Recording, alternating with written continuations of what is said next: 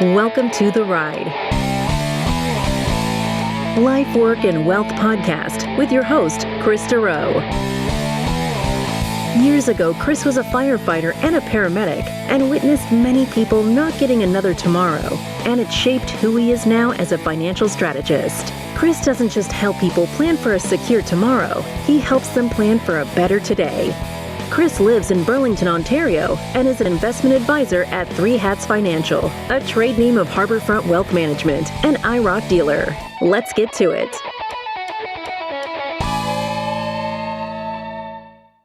One of the most common questions when getting ready to start taking income in retirement is, when do I start taking my CPP payment?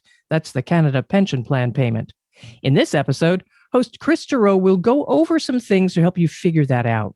Kris also has Gary Armstrong, a chartered professional accountant and certified general accountant on the show. Now, Gary has a specialty in taxes, and he will discuss tax consequences to consider. His experience spans personal and corporate tax services, including time with international accounting firms. Now, Kris, your key question here is no doubt of interest to lots of people. Thanks, Patrice. Yeah, it's definitely a question that I get quite often regarding when we start going through retirement income planning. Lots and lots of people, when do I take my CPP? And if you Google that, that question, you're going to get all kinds of hits on it because it's just a very common question for Canadians in retirement. So in Canada, we have the three pillars of retirement income, which is one is the universal benefits such as old age security, which people are aware of. The second pillar is earnings-related programs such as CPP, which we're talking about today, which means that both the employer and employee have to contribute to it. And the third one, which we've done many podcasts on, is voluntary savings, which can be through work pensions and like individual savings such as RRSPs and tax-free savings accounts and stuff like that.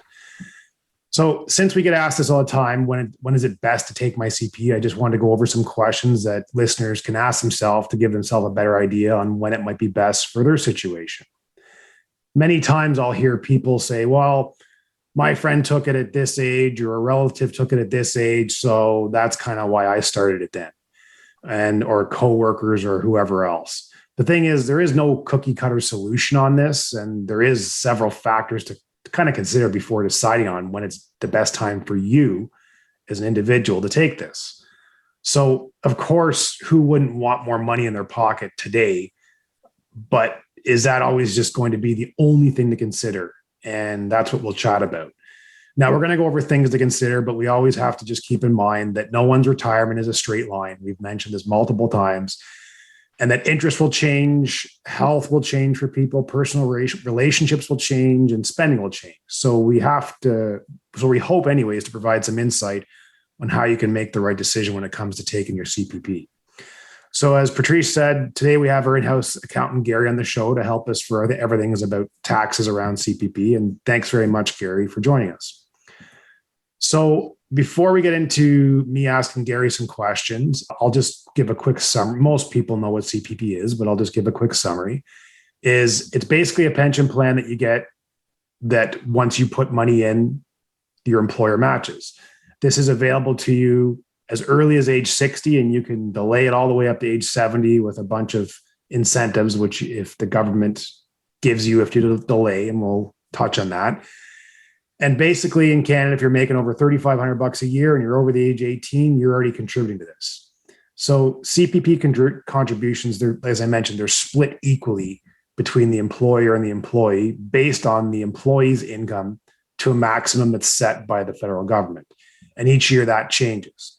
So in 2021, the contributions on both sides, employee and employer, is 5.45% of the gross earnings set to the maximum, which is called the year's maximum pension earnings of $61,600. So basically in 2021, the max that you'll contribute to this is $3,166 coming from you, and the same amount's matched by the employer.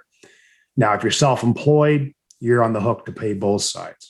And I remember a long time ago when I was in the fire department, a lot of firefighters, police officers, nurses, teachers, they're all very happy around July or so because that means their paychecks would usually go up because they were done paying the CPP for the year.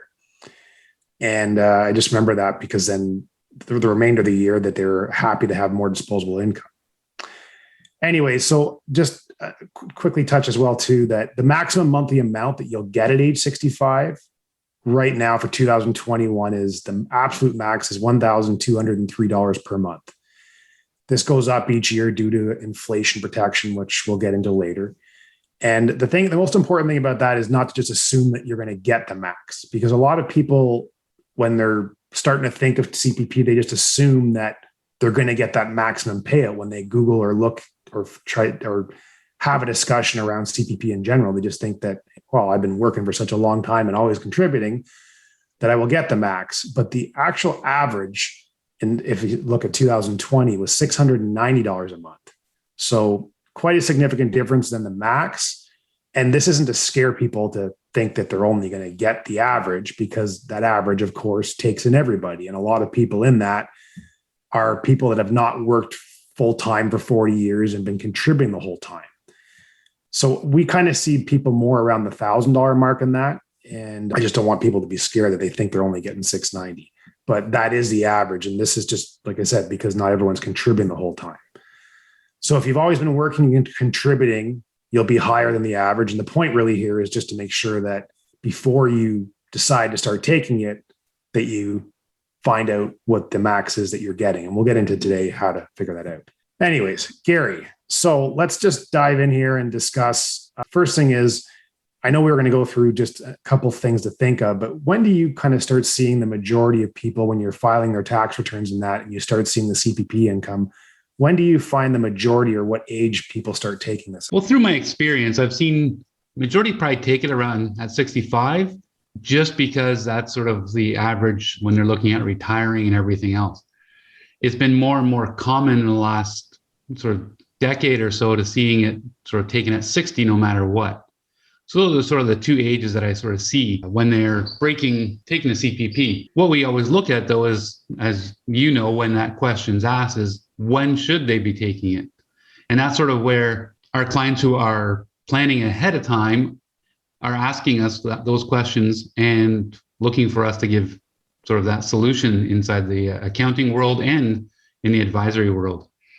So we've done sort of some math, and you can look online, and they all sort of somewhere come around the same sort of age ranges, that if we are taking pension at 60, the average sort of break-even point is in that sort of 72 to 73 range. So you have that, if you're retiring at 60 and taking your money, your age range is around 73 years old. With that, is every year you delay it, you get about an extra year before you sort of cross that break-even point. So that's sort of the general rule of thumb.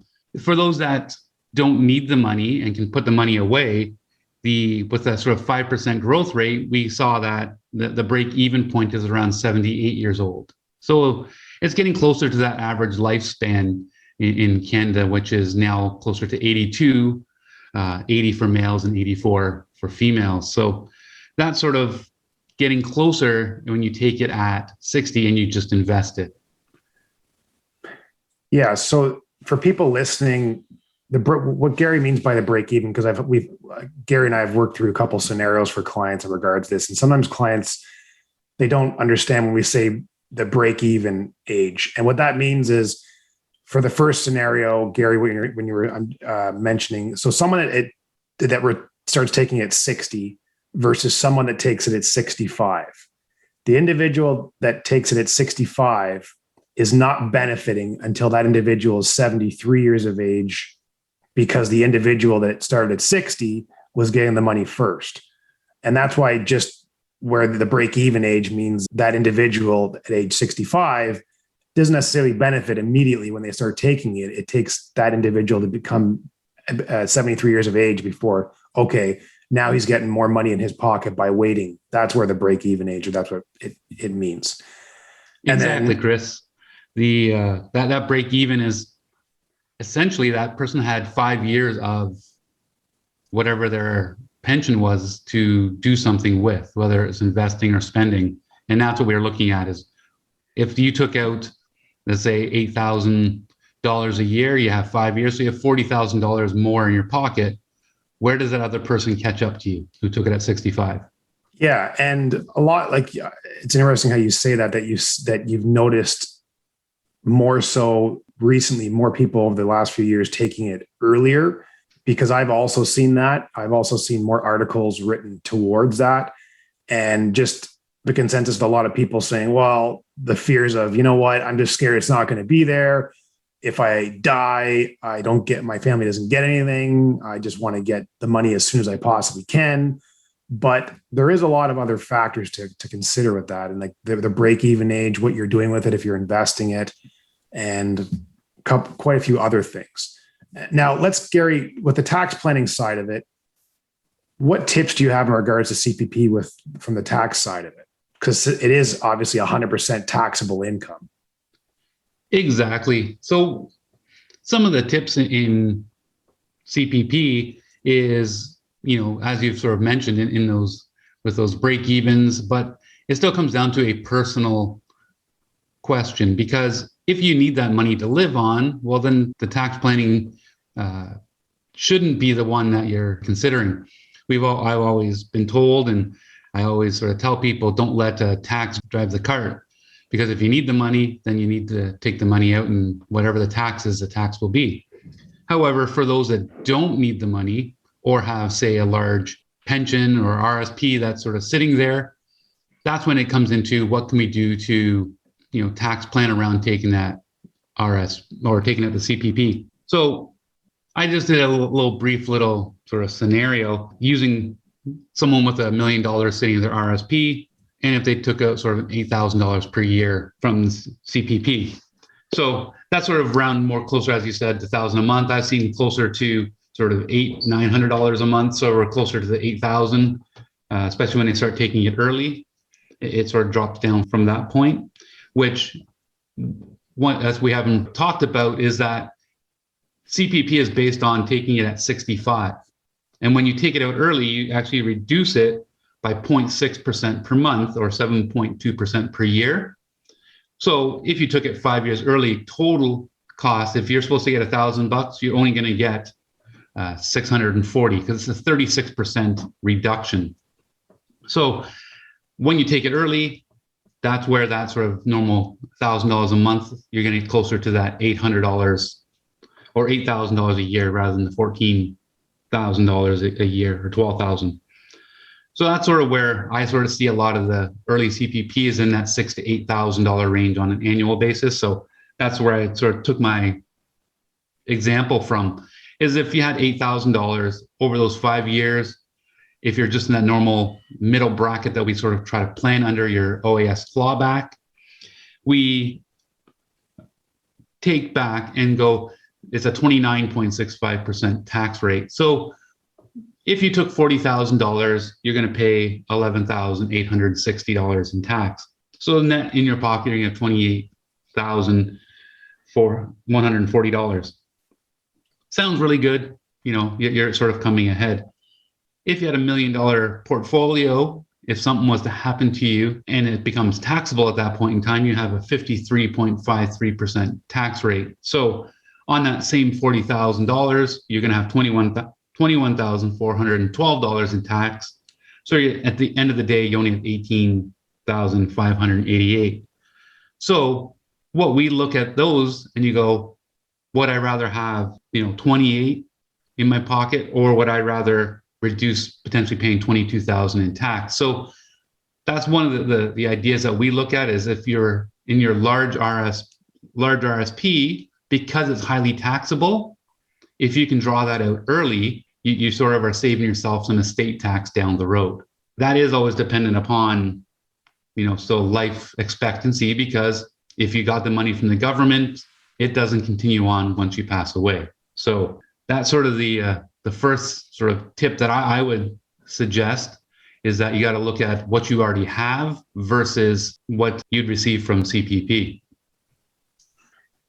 Yeah. And what you're talking about is, if there's a lot of registered assets in the portfolio already, then before you're taking CPP, basically, if I don't know if listeners have heard of a thing called a RRSP Meltdown, is you start draining down your registered assets before taking your CPP, just so that you can obviously pay less tax eventually going forward.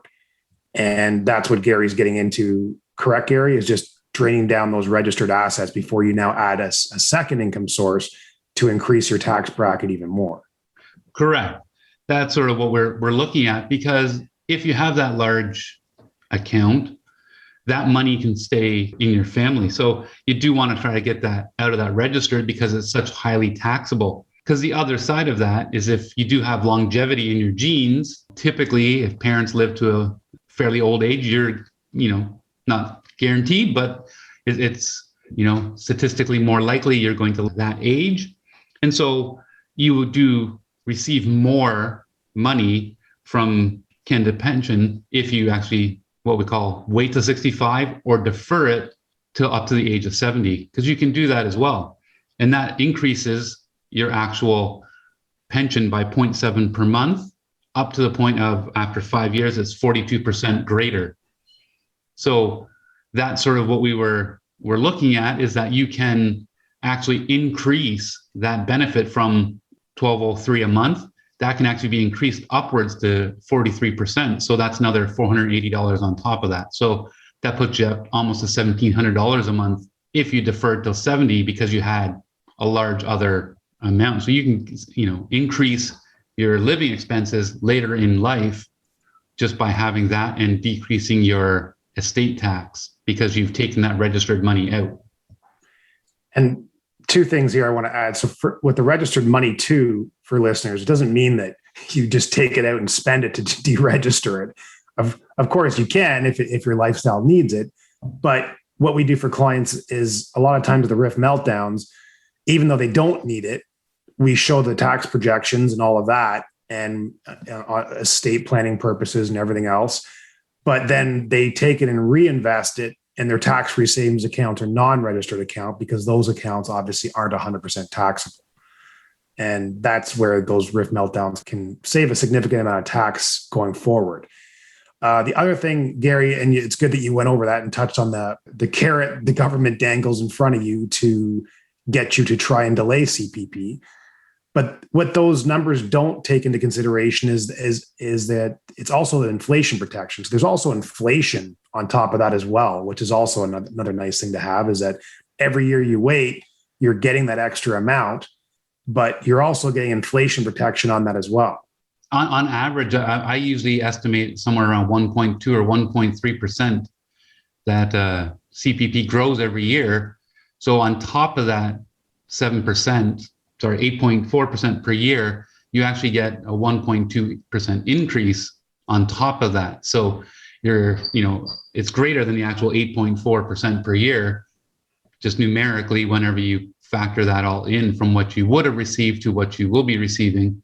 And it continues to grow while you're receiving the benefit. It's not like a regular pension, say from a work, that gives you X dollars per year. That's all you're ever going to get, unless you're, one of the few who have a pension that is what we call indexed. It's indexed usually to the consumer price index, which then gradually increase. And usually you'll see those in some public jobs and stuff like that.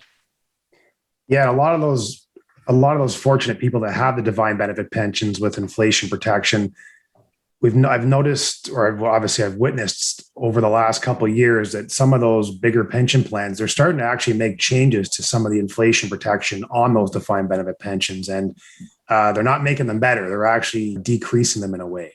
So it is a very good option to have or it's a very valuable thing on top of the CP pension, that you do have that inflation protection. Now, Gary, with regards to the CPP, when people start taking this, do you recommend that income tax be deducted from each payment? And if so, how does someone figure that out on their own if they have to figure out an amount to be taken off? That's a good question. In general, my general rule of thumb is I don't want to pay something before I have to. So I don't usually like to recommend income tax be taken off. So what we call those withholding tax. So I don't usually recommend withholding tax, because if you owe more than $3,000 in a year, CRA is going to tell you have to pay it in installments quarterly. So I'd rather wait for those quarterly installments versus having to have my money taken off every pay or every monthly income received, because, why not put it in my money into my pocket and have a chance to earn a little bit in my pocket versus giving a tax-free loan to the government for that year. However, I also know from a mental side of it, people do not like to see tax owing at the end of the year. So that's sort of the two sides that we have to balance in there. So I don't really recommend taking it off, but if you're going to take it off, I would just balance it out to whatever you owed last year and go, well, if it owes an extra $200, well, maybe I have to take off an extra, $20 a month. Yeah, and I agree with you. But also dealing with a lot of retirees, I do know that the majority of them, regardless if that makes sense dollar-wise, majority of them just they don't like the bill. And you know that from doing it, you just touched on it. They're like, yep, I get it, Kris, but I want it taken off because I just do not want a bill in April. And I'd rather that I just know that this coming to my bank account is mine and go from there. So I guess one thing they can do is you can, if you don't have a financial advisor or an accountant, of course, if you do, then it's easy. Just get them to do it for you. If you don't, you can Google tax calculators online, put your income in and kind of give yourself, it shows you roughly what your average tax rate's going to be. And then you would just simply take that percentage off CPP to at least give you a start on how much to take off. And then that would be in the first year. And then of course, after that, then you'd have an idea like Gary's mentioning on how much you owed the previous year to figure out if you need to take more off or not. Also too is now important is how much will I get? To figure that out, to get an estimate of your monthly CPP retirement pension payments, you can just simply get that through your My Service Canada account. And I recommend everyone sign up for that. It just gives you so much useful information. And if you don't have an account, you can just register for one and they'll just send you a personal access code to complete your registration. But that will give you an idea of kind of are you at the average? Are you close to the max? Where are you at? And of course, I highly recommend you do that before you even think of taking it, because obviously it's pretty important to figure out what you're going to get before you enroll and start to receive it. Now, Gary, do you see any common mistakes on people taking CPP early? I guess it's hard to say a mistake to take it early. There's sort of personal preferences. The issue I tend to see is that people just take it and just to start spending it. They don't have any sort of plan. They just figure it's my money. I'm going to do what I want with it, versus the notion that it's there for living expenses and for down the road. If you're going to continue to work, probably need to sort of figure it into your sort of savings plans as well, not just to go out and spend it. So that's usually the only real common mistakes I see taking it early is that your income jumps and therefore you now just go and spend. But then again, as I said, it's a personal choice, and some people do it just because they don't figure they're going to live long enough. Where it hurts you is the fact that reduction, that 36% reduction we talked about earlier, it doesn't increase as time goes on. So you've taken it early, you're going to be reduced the whole time through. So, you're 80 years old and you're going, now I'm 8 years into I've crossed that break-even point. Now what? Right? Your income's significantly less than maybe you need to live on. So that's sort of probably the common mistake, is that people aren't looking to the future with that, with their CPP.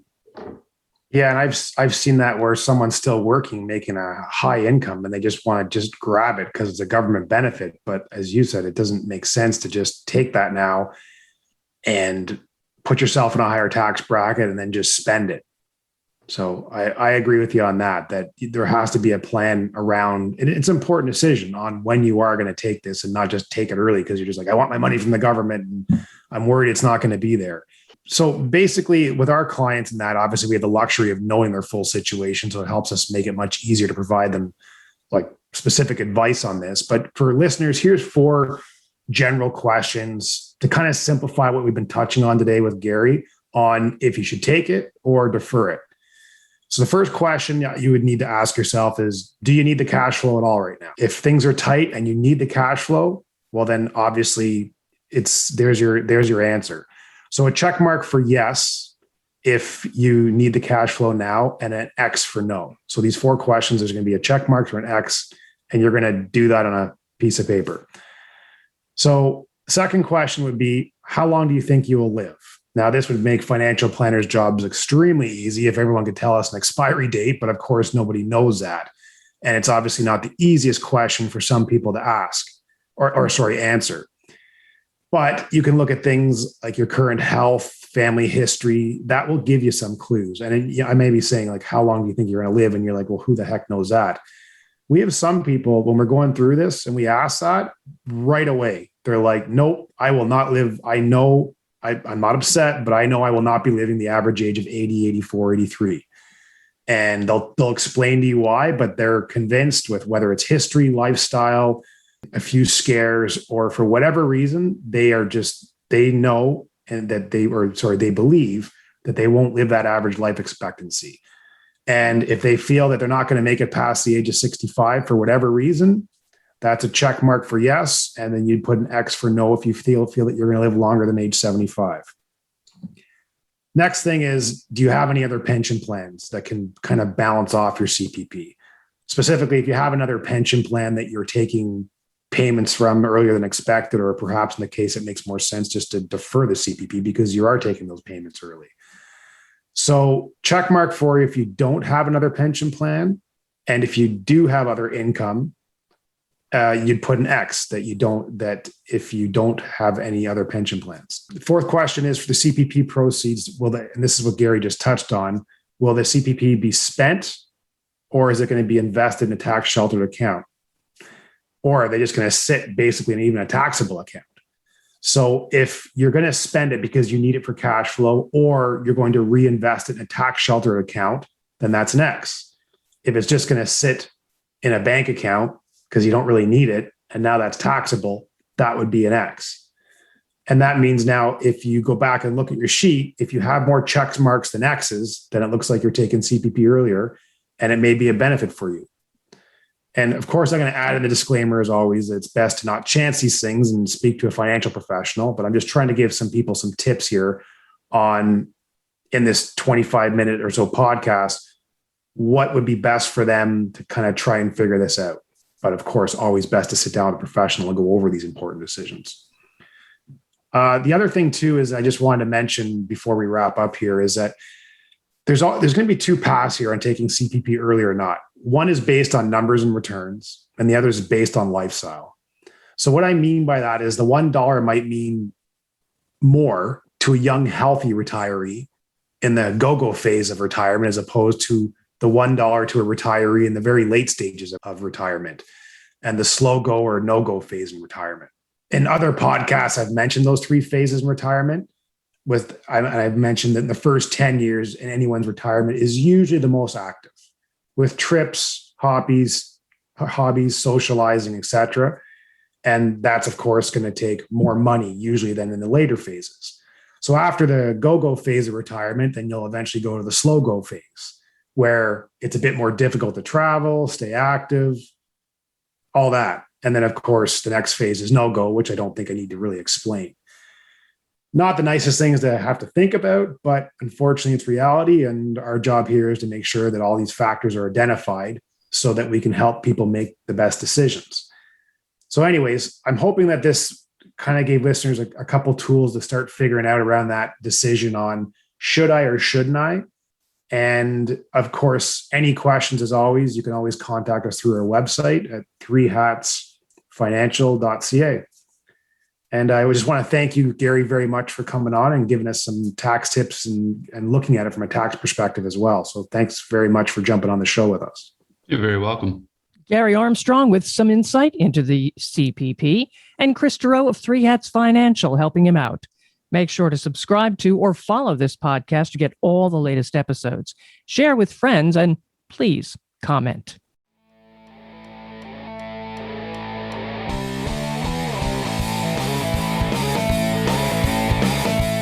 Thank you for listening to The Ride, Life, Work, and Wealth podcast. click the subscribe button below to be notified when new episodes become available. All comments are of a general nature and should not be relied upon as individual advice. The views and opinions expressed in this commentary may not necessarily reflect those of Harbourfront Wealth Management. While every attempt is made to ensure accuracy, facts and figures are not guaranteed. The content is not intended to be a substitute for professional investing or tax advice.